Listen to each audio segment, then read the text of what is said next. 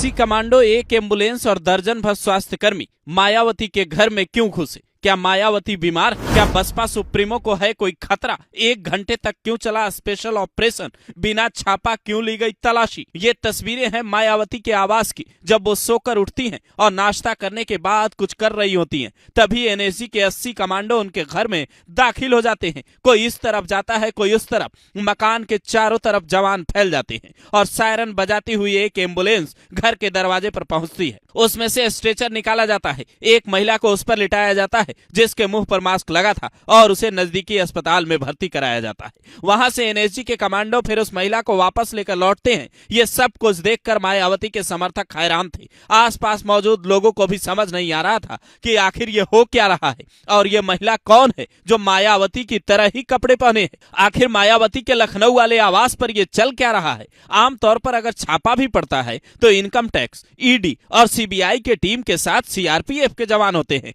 फिर NSG commando इतनी भारी संख्या में क्यों पहुंचे? किसी को कुछ समझ नहीं आ रहा था। तभी एक जानकारी सामने आती है। पता चलता है मायावती की सुरक्षा को लेकर जवानों ने मॉक ड्रिल किया है। एक महिला को बाकायदा मायावती की तरह ही कपड़े पहनाए गए थे और जवानों को सूचना मिलती है कि वो घायल हैं, जिन्हें तुरंत अस्पताल में भर्ती कराया गया और रिस्पॉन्स टाइम चेक किया गया। शायद किसी नेता के आवास पर चलाया गया ये पहला इस तरीके का मॉक ड्रिल होगा, जिसकी तस्वीरें देखने के बाद कई लोग ये पूछ रहे हैं कि क्या मायावती की सुरक्षा को कोई खतरा है या मायावती को कोई तरह की परेशानी है? अगर हां, तो फिर मायावती का दुश्मन कौन है? बीते साल जनवरी महीने में मायावती ने कहा था, सपा के 2 जून 1995 समेत घिनौने कृत्यों को देखते हुए और इनकी सरकार के दौरान जिस प्रकार से अनेकों दलित विरोधी फैसले लिए गए, जिनमें बीएसपी यूपी स्टेट ऑफिस के पास ऊंचा पुल बनाने का कृत्य भी है, जहां से षड्यंत्रकारी अराजक तत्व पार्टी दफ्तर, कर्मचारियों और राष्ट्रीय प्रमुख को भी हानि पहुंचा सकते हैं,